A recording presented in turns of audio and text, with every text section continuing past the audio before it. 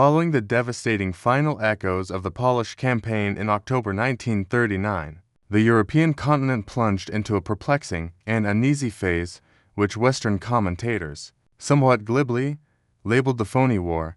This period of grim stagnation, lasting for nearly 8 long months from the harsh cold of late autumn through the slow thaw of spring 1940, saw the Western Front maintain an almost complete and deceptive silence. Millions of French and British soldiers, safely ensconced behind the formidable concrete fortifications of the Maginot Line, engaged in little more than tense patrolling, the occasional dropping of propaganda leaflets over German territory, and the constant, unnerving waiting game. The war, which had been declared with such profound solemnity in September, seemed to have stalled, caught in a state of mutual deterrence and profound strategic inertia.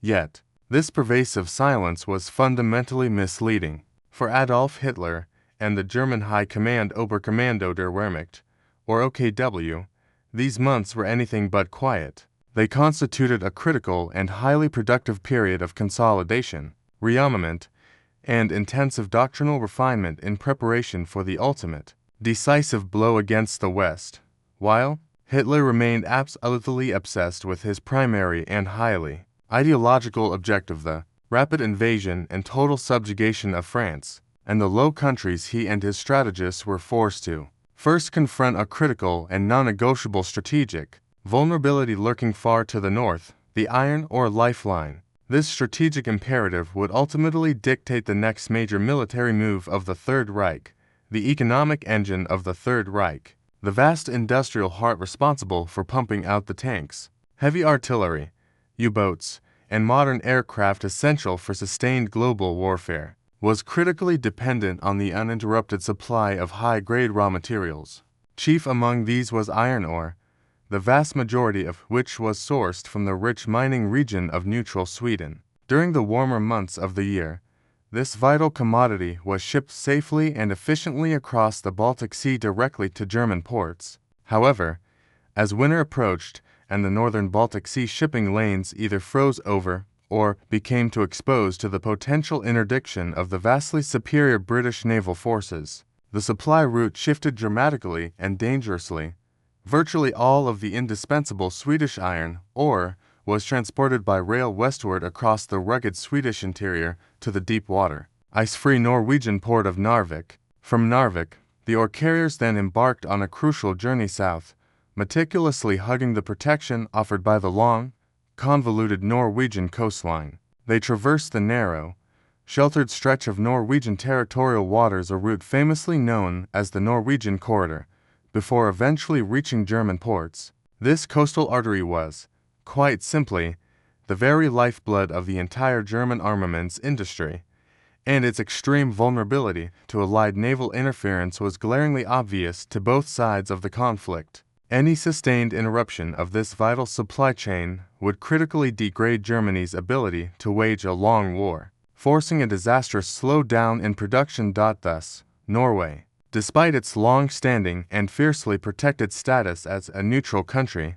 was suddenly and irrevocably elevated to the status of a paramount strategic objective in the early stages of the war. Whoever could secure and control the Norwegian coast and its surrounding waters held the immense power to either guarantee the Reich's industrial survival or completely strangle its rapidly expanding military production capabilities. For the British, particularly the First Lord of the Admiralty, Winston Churchill, whose hawkish views consistently clashed with the caution of Prime Minister Neville Chamberlain, choking off this flow of iron ore was perceived as the single most effective, and perhaps only, way to inflict a serious, sustained economic wound upon Germany during the frustrating period of the Phoney War.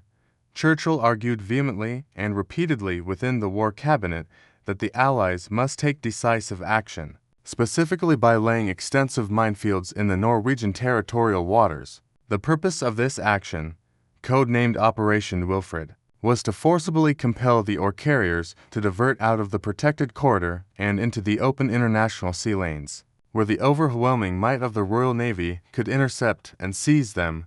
Consequently, by the beginning of 1940, the diplomatic, political, and military maneuvering surrounding the ostensibly peaceful nations of Scandinavia had reached a fever pitch. Both Germany and the United Kingdom were now actively drafting detailed, highly secret plans for potential invasion or direct military intervention in Scandinavia, desperately attempting to preempt the strategic move of the other. London continued to refine its mining operation and prepare small expeditionary forces, fully aware that a violation of Norway's neutrality might provoke a fierce German response. Meanwhile, in Berlin, Hitler's burgeoning anxieties about a British preemptive strike into Norway, combined with the immense strategic allure of securing key Norwegian air and naval bases for the looming battle with Britain, pushed the initiative decisively towards a massive, full-scale military invasion.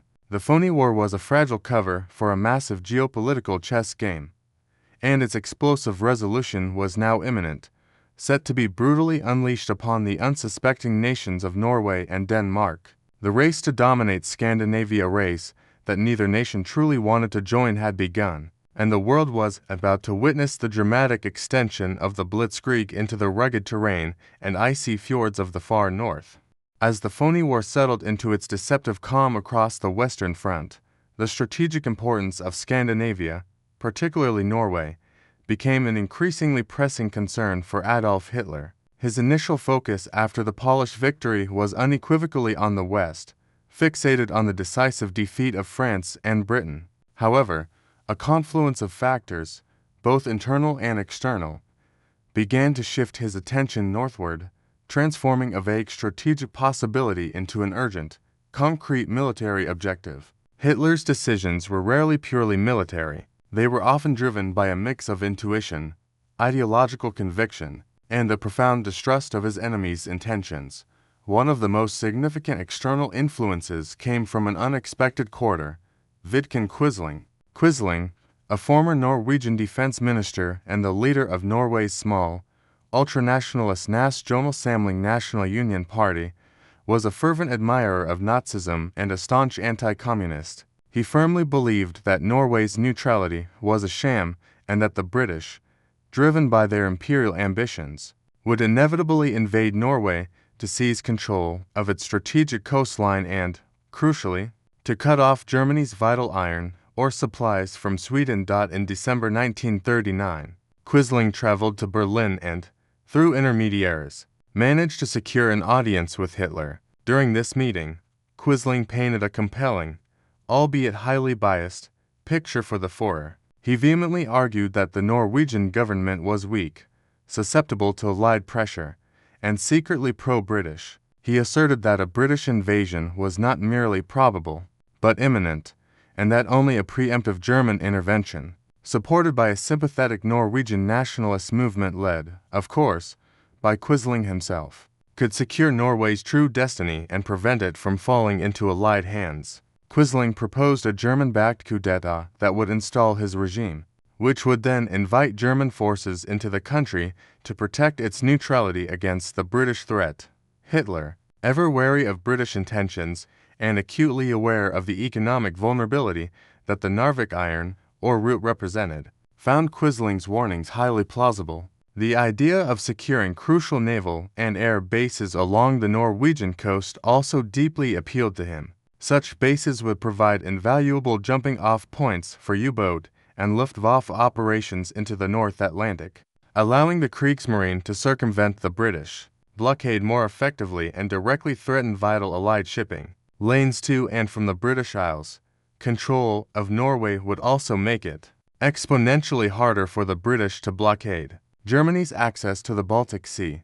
The meeting with Quisling was a pivotal moment. While Hitler initially harbored some skepticism about Quisling's actual influence in Norway, the Norwegians' warnings nevertheless solidified Hitler's existing suspicions about Allied intentions. He immediately ordered the Oberkommando der Wehrmacht (OKW) to initiate preliminary planning for a potential German occupation of Norway. The initial directive, issued on December 14, 1939, was terse but clear: to explore the strategic and operational feasibility of a surprise invasion to secure Norwegian ports and prevent any Allied intervention. The operation was subsequently code-named Weserübung Exercise Weser, referring to the River Weser in Germany.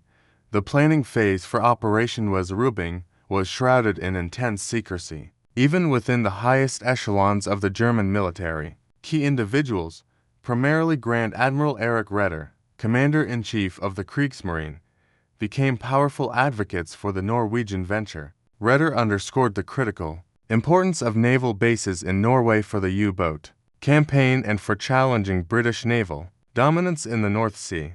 He also highlighted the strategic implications of controlling Norwegian airfields, which would allow the Luftwaffe to protect naval movements and project power far into the Atlantic. Initial operational plans were developed by a small, hand-picked team headed by General Nikolaus von Falkenhorst, a veteran of World War I.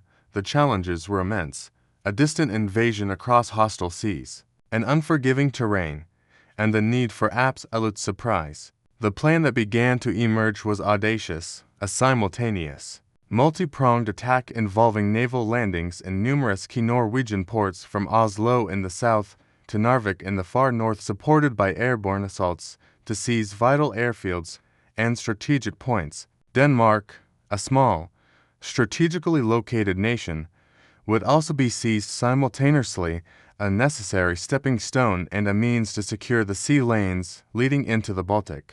Hitler, increasingly convinced of the strategic necessity and the feasibility of a rapid conquest, pushed his planners to accelerate. The stage was being set for the next dramatic escalation of the Second World War, as Hitler meticulously refined his plans for Operation Weserübung. Driven by both Quisling's warnings and Grand Admiral Raeder's strategic naval arguments, the Allied powers, particularly Great Britain, were simultaneously grappling with their own designs for intervention in Scandinavia. The strategic importance of Norwegian waters, specifically the Narvik iron or route, was not lost on London. Indeed, the period of the Phoney War was marked by intense debate within the British War Cabinet about the most effective way to disrupt Germany's vital supply lines and potentially open a new front against the Reich. This created a perilous and ultimately fatal race against time, a contest of intentions and plans that would have devastating consequences for Norway and Denmark.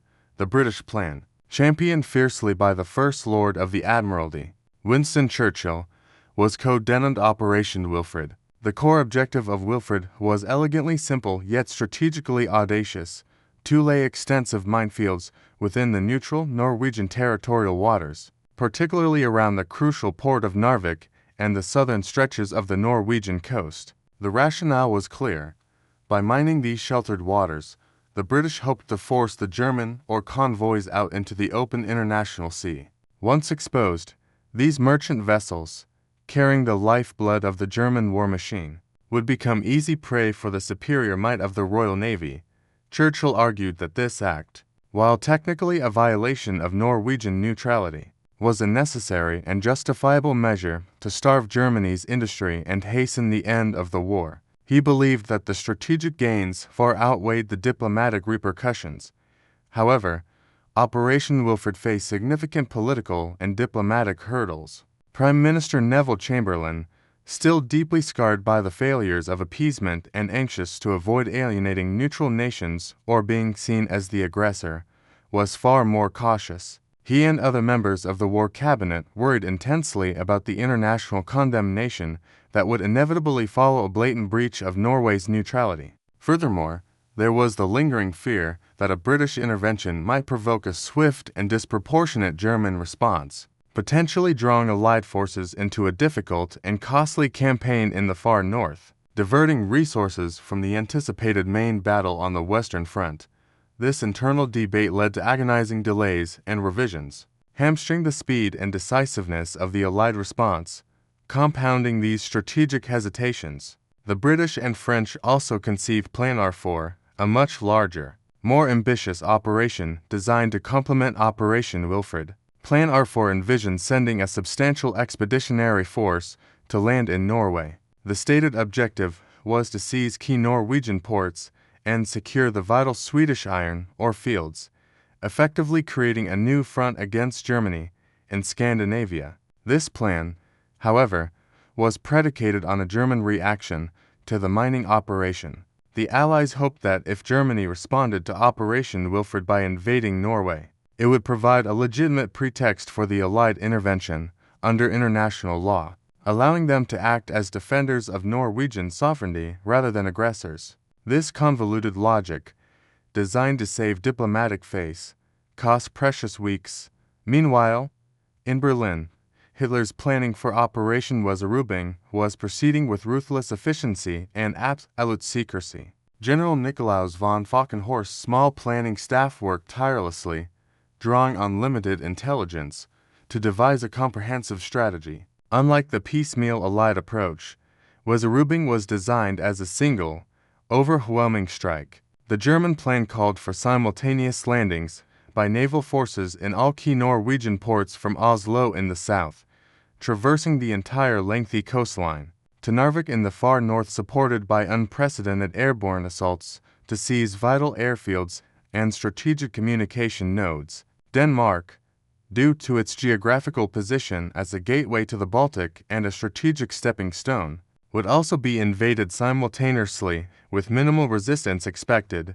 The key difference lay in speed and surprise. German intelligence, though not perfect, indicated the strong possibility of an imminent Allied move into Scandinavia. Hitler was determined to strike first and decisively. The execution of Weserübung was scheduled to begin on April 9, 1940.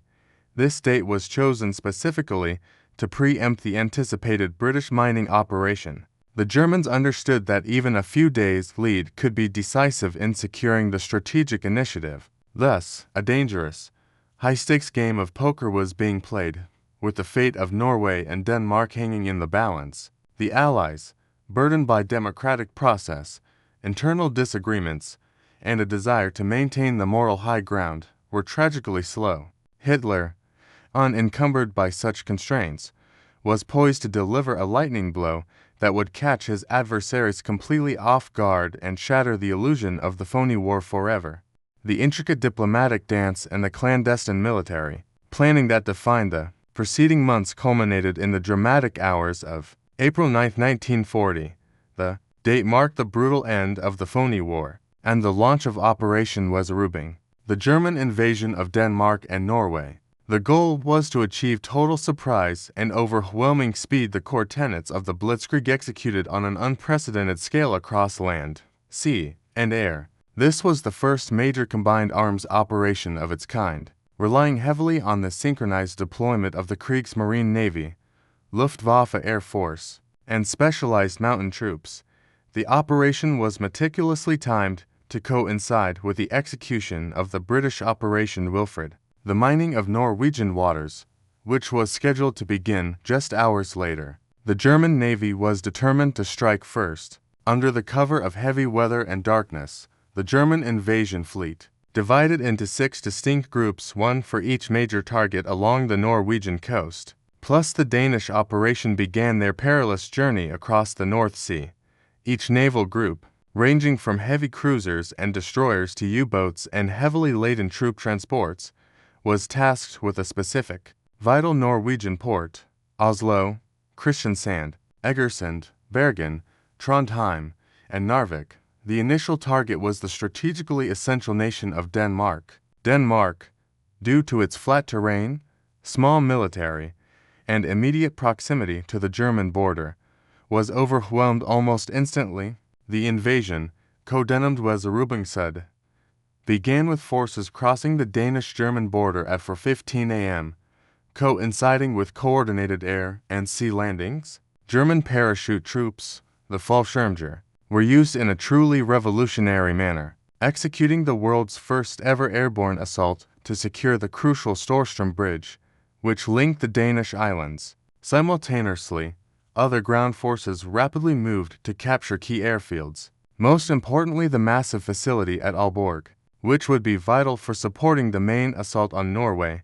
The Danish army, facing an insurmountable force and recognizing the futility of prolonged resistance, which would only result in the catastrophic destruction of their cities, offered only token resistance. After less than 6 hours of fighting, and following the chilling threat by the Luftwaffe to bomb the capital, Copenhagen, the Danish king, Christian X, and the Danish government made the painful decision to surrender at 6 a.m.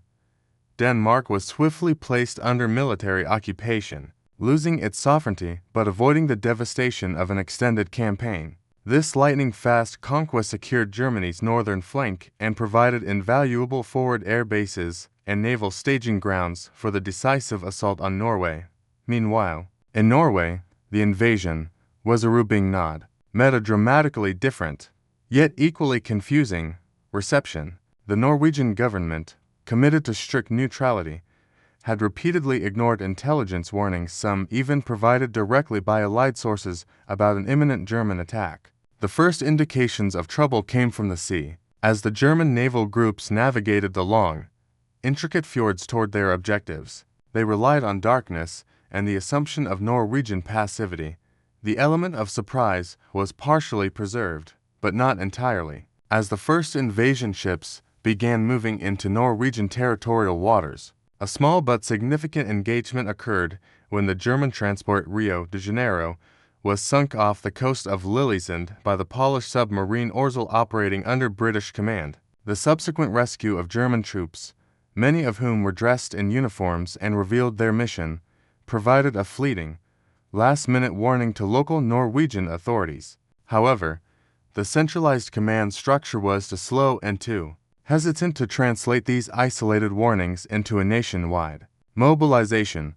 The full shock of the attack hit Norway as German naval forces entered the fjords, leading to the country's main cities just before dawn. The true test of Norwegian will and preparedness was about to unfold, particularly in the narrow, heavily fortified waters of the Oslofjord, where the fate of the Norwegian capital, and indeed the king, would be decided in a matter of crucial hours. Unlike Denmark, Norway was ready to fight, despite its systemic unpreparedness. While Denmark was falling with shocking speed and minimal resistance on the morning of April 9, 1940, the German forces designated for the capture of the Norwegian capital, Oslo, encountered a ferocious and entirely unexpected obstacle. The swift seizure of Oslo was critical to Operation Weserübung. Not only was it the political and administrative heart of the nation, but its capture would guarantee the immediate downfall of the Norwegian government and the surrender of the king, effectively decapitating the country's resistance. The responsibility for this critical task fell to Kriegsmarine Group 5, spearheaded by the brand-new, formidable heavy cruiser, the Blücher, carrying over 1,000 troops destined for the swift capture of the royal family and the government. The approach to Oslo required the German fleet to navigate the Oslofjord, a long, narrow waterway stretching nearly 100 kilometers inland. This geography presented a unique defensive opportunity for the Norwegians. Despite their general state of unpreparedness, the German naval command, blinded by the perceived ease of the Danish operation and underestimating Norway's willingness to fight, believed the fjord defenses to be obsolete and easily bypassed. They were catastrophically mistaken. The critical choke point of the fjord lay near the fortress island of Oscarsborg, located just south of Oslo. Oscarsborg was a collection of aging, yet functional, coastal defense batteries commanded by the 65-year-old Colonel Birger Eriksen. The primary weapons at Eriksen's disposal were three massive, century-old 280mm muzzle-loading guns, known as Moses, Aaron, and Jova, salvaged from obsolescence but maintained in operational condition. The batteries also included a set of highly secret, German-manufactured torpedo tubes located underwater on the infamous Dryback Sound. Crucially, Colonel Eriksen adhered strictly to his standing orders: do not fire until the foreign warships are past the first line of obstacles. But as the German fleet, led by the Blücher, steamed into range just after midnight, Eriksen faced a dilemma. His orders required firing on foreign ships that refused to identify themselves, and there was no doubt about the Blücher's hostile intent. At 4:21 a.m. on April 9th, with the Blücher steaming confidently past the fortress at just over 12 knots, Colonel Eriksen famously gave the order to fire, declaring, "Jeg skyder, I fire." The antiquated guns of Oscarsborg roared to life. The element of surprise was completely reversed. The first heavy shell from the Moses struck the Blücher's forward structure, starting a massive fire. The second shell struck near the seaplane hangar, causing catastrophic damage and igniting aviation fuel. The Blücher, already burning fiercely and severely crippled, tried desperately to navigate the narrow channel. The final, fatal blow came from the underwater torpedo battery at Dryback Sound. Two torpedoes, launched with devastating accuracy, slammed into the crippled cruiser. The explosion ignited the ship's magazines, listing heavily and engulfed in flames. The Blücher quickly lost all power and control. At 6:23 a.m., the magnificent new German heavy cruiser, a symbol of the Kriegsmarine's power, capsized and sank, taking with it over 800 German sailors and soldiers. The sinking of the Blücher was a tactical victory of monumental proportions for the small Norwegian garrison. More importantly, it had a crucial strategic effect. It delayed the German advance into Oslo by a crucial 12 to 18 hours. This precious delay provided sufficient time for the Norwegian king, Håkon VII, the royal family, and the entire government and parliament Storting to be evacuated from the capital via train, taking with them the national gold reserves. The fall of Oslo, when it finally occurred, was meaningless in strategic terms because the government remained intact and free to continue the resistance and authorize the defense of the nation. The heroic, decisive action at Oscarsborg transformed the operation's strategic outlook, preventing the instantaneous collapse of Norway and forcing the Germans into a protracted, costly northern campaign. While the Kriegsmarine suffered a humiliating, if ultimately temporary, setback in the Oslofjord with the loss of the Blücher, the swift success of Operation Weserübung across the rest of Norway hinged almost entirely upon the mastery of the skies by the Luftwaffe. The strategic doctrine of the Blitzkrieg demanded simultaneous, coordinated attacks that leveraged air superiority to paralyze the enemy's command structure, prevent timely mobilization, and secure vital landing grounds ahead of naval and ground forces. In the vast, difficult terrain of Norway, where roads were few and naval movements were constrained by the fjords, the Luftwaffe's role was not merely supporting, it was absolutely decisive. The German strategy relied on a revolutionary concept, using air transport to deliver combat troops directly into the heart of the enemy's territory. The capture of the airfields at Aalborg in Denmark, as detailed in Part 4, immediately provided crucial forward staging points. From there, waves of Junkers Ru-50 to transport aircraft, nicknamed Tank Ru Ant Ru, began ferrying a mixture of Fallschirmjäger paratroopers and specialized infantry directly to Norwegian airfields. The first, and most crucial, target was the airfield at Sola, near the western city of Stavanger. Sola was targeted because it was one of the few fields large enough to handle sustained transport operations. A small contingent of Norwegian defenders was quickly overwhelmed by a surprise attack combining air bombardment with the lightning-fast landing of the air-transported infantry. The rapid seizure of Sola was critical. It instantly provided the Luftwaffe with a secure base deep within Norway, allowing them to project power north and west, ensuring protection for German naval convoys and maintaining a constant air threat over the southern Norwegian coast.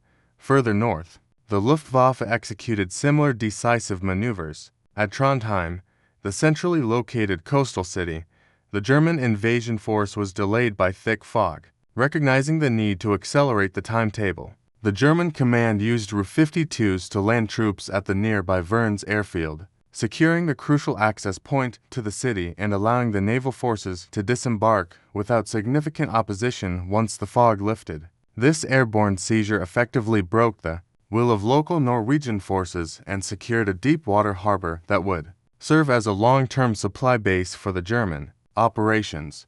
The sheer psychological impact of the Luftwaffe's dominance cannot be overstated. With no significant Norwegian air force remaining after the initial strikes, the skies belonged entirely to the Germans. The incessant buzzing of reconnaissance aircraft and the terrifying accuracy of Stuka dive bombers Junkers Ru-87, which quickly gained notoriety for their terrifying siren, proved devastating to Norwegian attempts to organize and mobilize. Any attempted concentration of Norwegian ground forces or any movement of reserves immediately became a prime target for aerial attack, effectively crippling the national defense structure.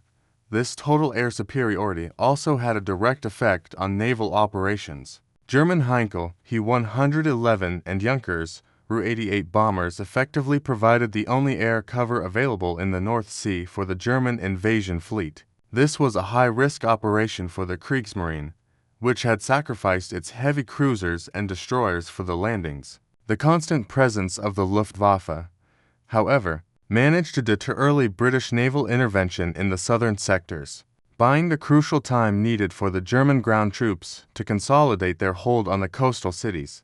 By the end of the first day, despite the Oslofjord setback, the Luftwaffe's precision and overwhelming force had secured the airfields and coastal pockets necessary for the full realization of the Blitzkrieg strategy in Norway, establishing an almost insurmountable logistical and tactical advantage. The simultaneous German invasions of Denmark and Norway on April 9, 1940, struck London and Paris with the force of a psychological shockwave, instantly and brutally shattering the prolonged strategic complacency of the Phoney War. The political and military establishments of both allied nations were caught in a paralyzing state of confusion, largely because the German action had dramatically preempted their own planned intervention Operation Wilfred and Plan R4. The assumption that Germany would merely react to an allied violation of neutrality, rather than act first with such overwhelming aggression, proved to be a catastrophic failure of intelligence and political foresight. The initial Allied response was characterized by disarray, a lack of clear command structure, and an almost complete failure of logistics. While the Royal Navy immediately dispatched forces, leading to the first major naval clashes around Narvik, the planning for a ground response was marked by political turmoil. Prime Minister Neville Chamberlain's already weakened government faced intense criticism, primarily from Winston Churchill, who was now advocating for immediate and aggressive action to redress the strategic balance. This political infighting, however necessary, contributed directly to the operational delays. The Allies hastily decided upon a massive counteroffensive to dislodge the Germans. The main strategic focus was split between the critical iron ore port of Narvik in the far north and the central city of Trondheim, which was essential for controlling the industrial heartland and severing German lines of communication. The attempt to recapture Trondheim quickly devolved into a logistical and strategic farce, initially codenamed Operation Hammer. The plan's complexity reflected the disunity of Allied command. It called for two simultaneous thrusts. The first was to be a highly risky, direct naval assault up the Trondheimsfjord, aiming to land troops right in the city center. The second involved peripheral landings to the north and south of the fjord, at the small, ill-equipped ports of Namsos and Undalsens. With the intention of surrounding the German forces, the direct naval assault, Operation Hammer, was swiftly abandoned to fears of catastrophic losses at sea. This left the two peripheral forces Morris Force at Namsos and Sickle Force at Undalsens to execute an impossible task. The troops dispatched were woefully unprepared for the brutal reality of the Norwegian campaign. Many soldiers were hastily detached territorial units, armed with inappropriate equipment, including tropical uniforms that were useless against the deep snow and sub-zero temperatures of central Norway. Crucially, they lacked the proper anti-aircraft defenses, which proved to be their ultimate undoing. The landings themselves were made under extremely difficult conditions. Namsos and Undalsens were small fishing ports, totally inadequate for offloading heavy military supplies or supporting a sustained military operation. The Germans, having secured Norwegian airfields as covered in Part 6, immediately deployed the Luftwaffe to counter these landings. The German bombers operated with near impunity. The Allied naval vessels were forced to disembark troops and equipment in continuous daylight conditions, rendering the ports and supply ships sitting targets. Namsos was quickly bombed into rubble, supply dumps were incinerated, and the entire logistical operation ground to a halt almost before it began. the Allied troops advanced inland under constant aerial harassment, meeting stiff resistance from German forces that were already dug in and well supported by air power. The central thrust rapidly stalled, faced with overwhelming aerial dominance, poor coordination between British and French forces, and the grim realization that their expeditionary forces were not equipped to fight a land campaign against a fully supported blitzkrieg force in such terrain. The Allied command was forced to acknowledge defeat. By the end of April, the devastating reality of the failed operation led to the inevitable conclusion a full-scale evacuation was necessary.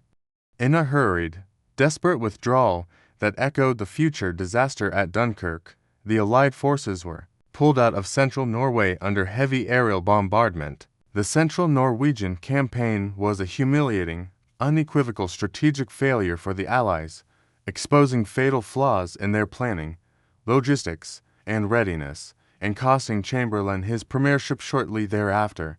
The focus of the entire Allied effort was now tragically narrowed to the far northern campaign around Narvik, while the central Norwegian campaign had quickly disintegrated into a series of disastrous retreats for the Allies.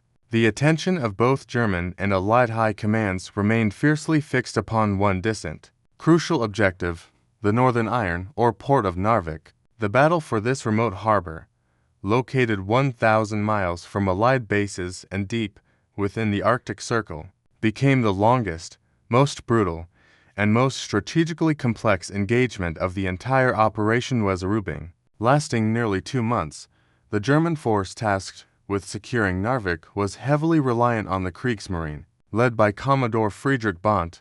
10 German destroyers carrying some 2,000 elite Gebirgsjäger mountain troops had successfully navigated the long, dark journey through the North Sea.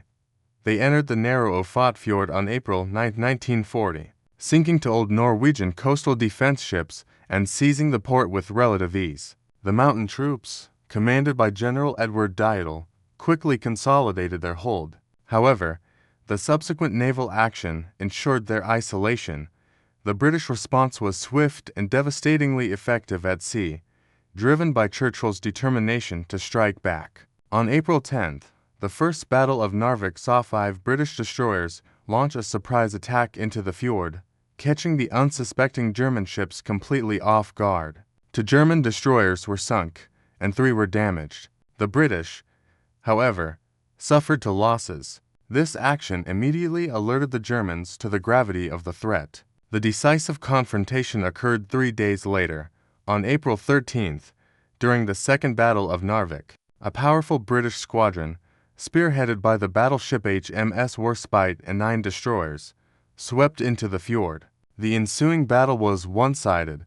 The remaining 8 German destroyers, now low on fuel and ammunition, were cornered and systematically destroyed or scuttled by their crews. This monumental naval victory ensured that General Deitel's Gebirgsjäger were cut off from all seaborne resupply and reinforcement, turning the German invasion force into an isolated, landlocked pocket dependent entirely on airdrops. With the German naval threat eliminated, the battle shifted entirely to the land. The Allies were determined to capitalize on this isolation. A major Allied expeditionary force was assembled, consisting of British, French, and Polish troops, critically supported by mobilized Norwegian army units. This force, numbering approximately 25,000, significantly outnumbered Deitel's remaining 5,000 mountain troops and surviving sailors. The Allied command, however, struggled with the challenges of Arctic warfare. The severe cold, heavy snow, and lack of adequate infrastructure made the slow, arduous advance incredibly difficult. The subsequent weeks saw fierce, sustained fighting in the mountains surrounding Narvik. The Allied forces, particularly the highly effective French Foreign Legion and the tenacious Polish Podhale rifles, executed a difficult campaign of encirclement.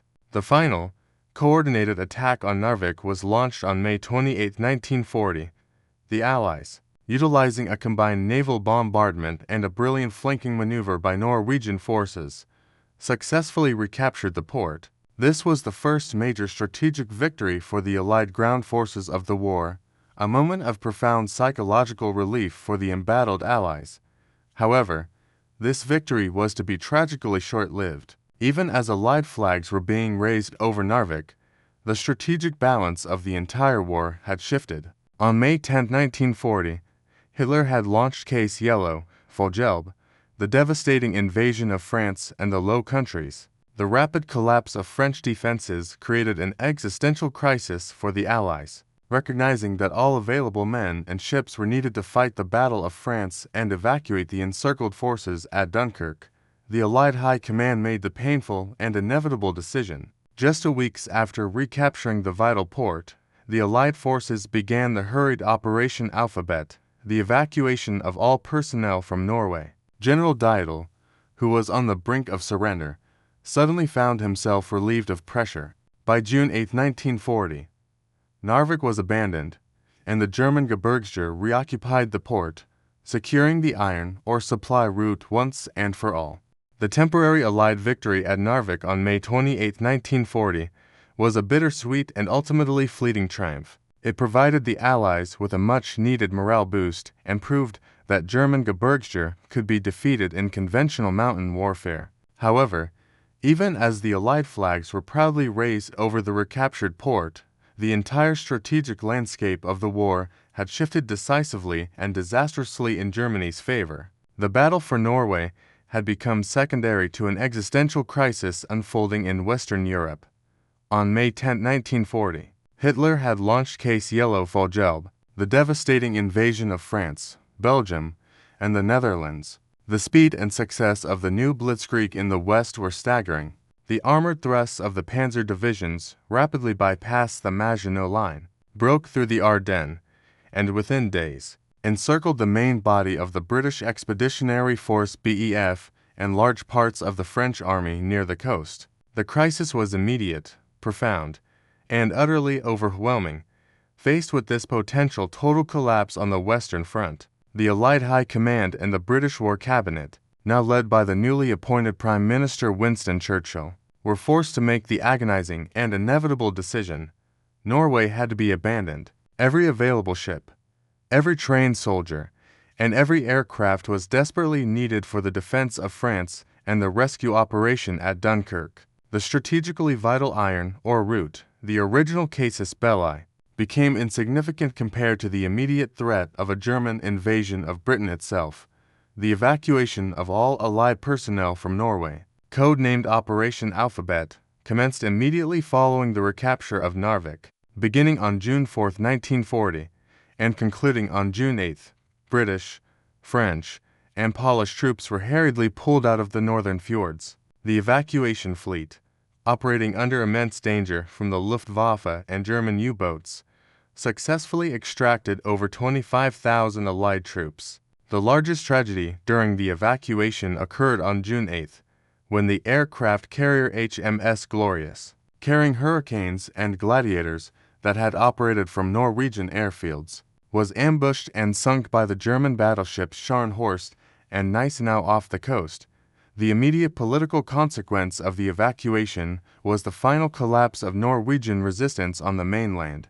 With their Allied support gone, the remaining Norwegian forces, although still fighting bravely, were faced with an impossible task. King Haakon VII and the legitimate Norwegian government made the difficult choice to follow the Allied forces into exile. They established the Norwegian government in exile in London, ensuring that Norway remained a recognized, active member of the Allied coalition and maintained control over its massive merchant fleet, a vital asset to the Allied war effort.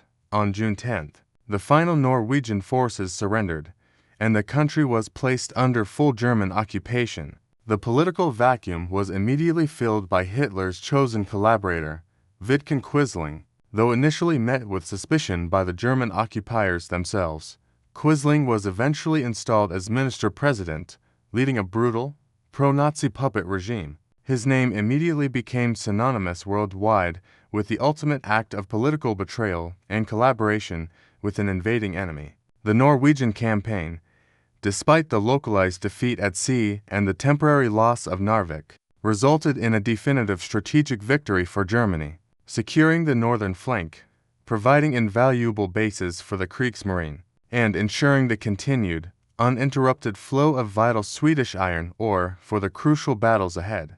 The conclusion of the Norwegian campaign in June 1940, sealed by the hurried Allied evacuation under Operation Alphabet, represented a decisive, if costly, strategic victory for Nazi Germany. While the Allies temporarily succeeded in recapturing Narvik, the ultimate prize control of the entire Norwegian coastline and its territorial waters fell firmly into German hands. Operation Weserübung may not have been the flawless blitzkrieg observed in Poland, due to the heavy naval losses incurred, but its strategic results profoundly impacted the remainder of the war in the Atlantic and across Western Europe.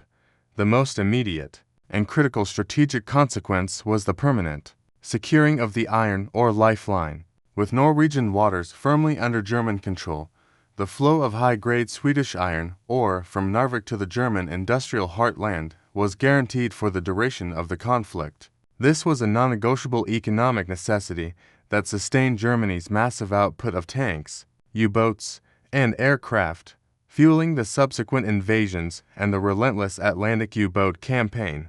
Furthermore, the seizure of Norway provided the Kriegsmarine with an invaluable network of forward naval and air bases. Ports like Trondheim and Narvik, and airfields like Sola, extended German operational reach deep into the North Atlantic. This was a massive advantage in the looming Battle of the Atlantic, allowing U-boats and long-range reconnaissance aircraft to bypass the constrictive British blockade and attack Allied convoys far out at sea. This geographic leap dramatically intensified the threat to Britain's vital transatlantic supply lines, turning the U-boat war into an existential struggle for the United Kingdom.